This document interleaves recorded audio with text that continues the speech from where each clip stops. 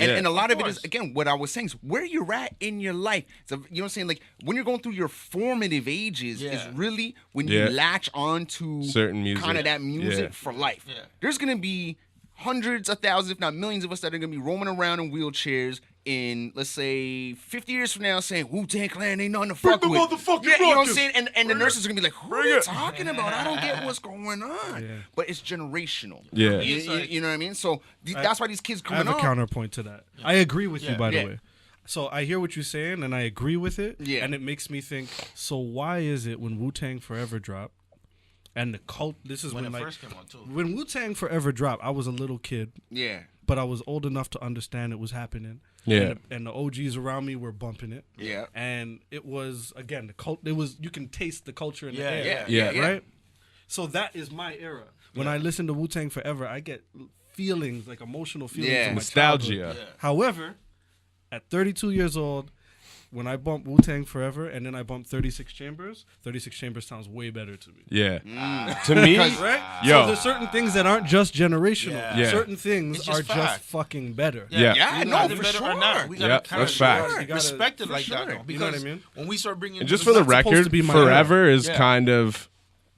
I'm not gonna say trash, but Forever's not great. It was overrated. Way overrated. It was let me give you nicely produced. Let me give you like other scenarios. Horribly mixed. Yeah, I mean, because I like the original. I don't even know if I'd say nicely produced. That it's like all over the place. The time is very clean production. Some of it. For the time. Some of it's compared like rough to 36 too. Chambers, it's a lot better. Yeah, it was better than 36. Yeah, production. But that's what made 36 Chambers so dope. That's what made Cuban Link so dope. That's what made Tikal so dope. Was that dirtiness, like RZA's offbeat fucking samples and no hi hats and just like, it just was a vibe. You know what I mean? And then they started letting the other dudes in the group produce, and you started getting this cleaner production. It's like, don't get me wrong, like fucking Reunited and Triumph and shit, like classic beats. What? Is Gridiron rap on that, or is that Cal 2000? I can't remember. But there's like there's some joints on there. Like last time you bumped Black Shampoo. Oh shit! Mad time. But I do remember. Back then.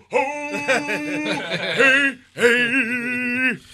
But that happens in other genres of music too. You know what I mean? Like, you know, I have friends who are really into like Metallica. I'm not so much into Metallica, but you know what I mean? Like, they hate the new shit, and they're always like, "Oh, the fucking Black Album is the fucking album," and this, that, and the other. And you know what I mean? So definitely there are the albums that come out. There's definitive albums. Groups always put out definitive albums. Tribe Called Quest, same thing. But you know even what I that, mean? like the other Tribe day, has a couple definitive albums. They're dope, but if I compare them to the Roots, now people argue because Tribe has this thing around them that it's like, you can't say that about Tribe. Oh man, the Roots is probably, I mean, the Roots doesn't get mentioned all the Black time. Thought. The Roots do not get mentioned, and Black Thought dope. does not get mentioned enough for being one of the best rappers ever, and Roots do not get mentioned enough for being like the best hip hop group ever. Up there at least in that, you know what I mean, that category. Consistency wise, come on. What they do, crazy. what they've evolved into, you know what I'm saying? Everything. Matter of fact, hold up, man. Let me get something from my book. Just to show y'all. You know me. This is just to show y'all how much of a hip hop head I am. What is that right? You know what I'm saying? Like, show that to the camera. I'm reading that hip hop literature right there. You know what I mean? Show like, the camera. Show the camera. I read books. That's what's up. You know what I mean? Different genres of music and they're like, but, you know, crazy, man. Absolutely. But show to that one too. People just treat it as music sometimes, or just treat it as samples, or whatever the case may be. A lot of get lost in the sauce, man. Yeah, no, absolutely. Yo. No doubt. But like you know, at the weird, same man. time though, like, What's the Gucci Mane saying? What's that? About the lost in the sauce? No, I don't know what it is. you know, it's crazy. I read Is it Gucci like Mane's book too. you can get lost in the sauce, but you can't be lost if you have the sauce, or something fucked up like that? Listen, Gucci Mane is smarter than a lot of people give him credit for, man. You know what I mean? I'm not even a front. Since that guy came out of jail, he got his life together. I got nothing bad to say about Gucci Mane. Absolutely. Let's just put that on record. Trying to get that interview, make that money. I don't even care about the interview. I just got nothing bad to say about a few people, and he's one of them. I just find the I got nothing bad to say about Bumpy Knuckles either. This culture and music, it's kind of weird because I feel like it's like not evolved. Minus basically when they started taking out breakers and the culture, like it just became about rappers. Yeah, that's for me when hip hop was dying. I get you. Like, I get you. it. The whole era Nas J was dope. It was dope. And I'm not saying they didn't leave them all complete, but you can see it not being present as much anymore. Right. Like KRS One was trying to hold on to certain things. Right. But overall, it wasn't. It became about money and drugs and all kinds of other shit. No, I absolutely feel. I think that kind of started in the '80s, though. You know what I mean? When it kind of started with the rise of like the crack era and the rise of the solo rapper versus the group. Yeah. You know, because they're kind of synonymous in their rise. You know what I mean? They're kind of synonymous in their rise, but in rising with that, you kind of have the money era, the flashiness, the superstar. I want to be a superstar. I want all eyes on me, the attention on me. So you start to get these kind of, you know, these rappers. But by the 90s, you start to have these rappers who are really, you know, like I said, it might sound contradictory to what I said earlier, but they were embracing the endorsements. They were embracing the other elements to make that money. Like if you look at Method Man in 1994, that guy's a walking billboard for everything, for Nike, for St. Ides, for whatever jeans, you know, whoever is responsible. You look at Tupac, that guy's a walking billboard for Karl Kani sometimes, Versace at other times or whatever. So that's when these guys started really, you know what I'm saying, doing certain things where it became more the focus was on the rapper, you know what I mean? The focus wasn't so much more on DJ Battle Cat. It wasn't on, you know what I'm saying, this DJ. It wasn't on the breakers anymore. It wasn't on the graph artists. You know what I'm saying? Like you might have had a Tame One and, you know, you might have had Artifacts who were the graffiti artists, but that was 1 out of 1,000, you know what I mean? And it just became about the rapper. It became about the personality. It became about the larger-than-life image, which is the same thing we had in rock with the whole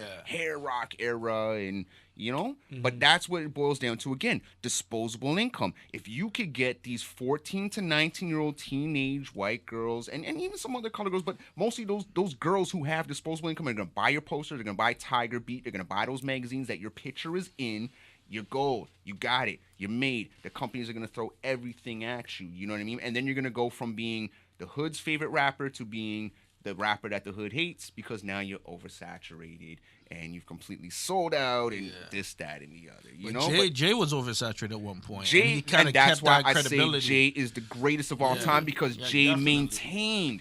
Jay was always ahead of the curve. Whoa.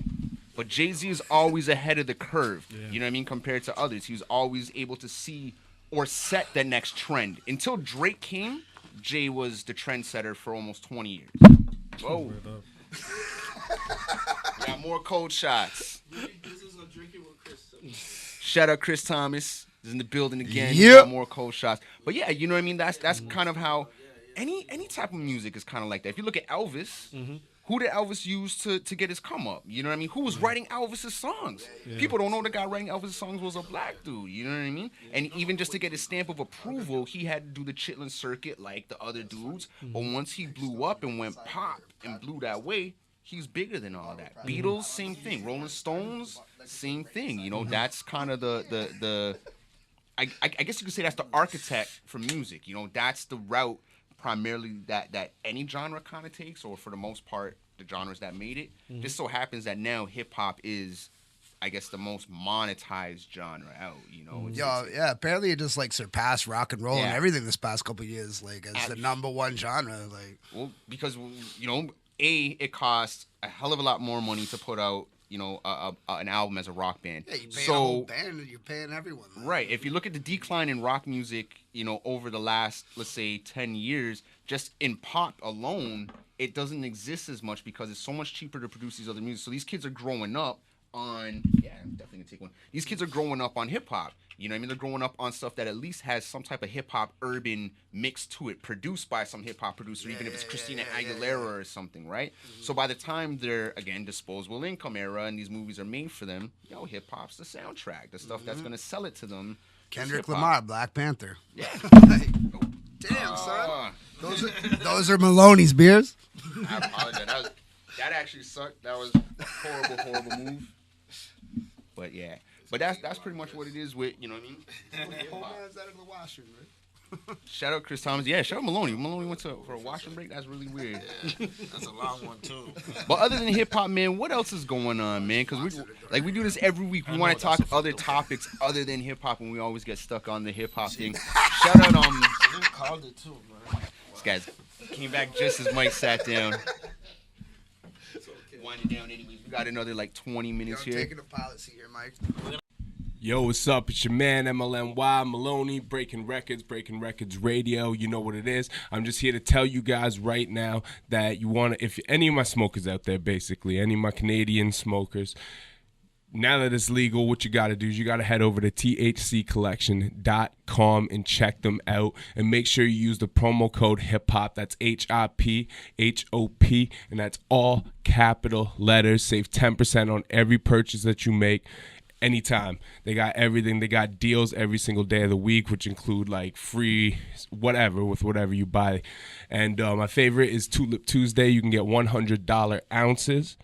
And that's only on Tuesdays, and you save 10% on every purchase with the promo code HIPHOP, all caps. That's HIPHOP. So make sure you go over there, check them out. That's thccollection.com for all your good medible needs, for all your good greenery, your extracts, and all that good stuff.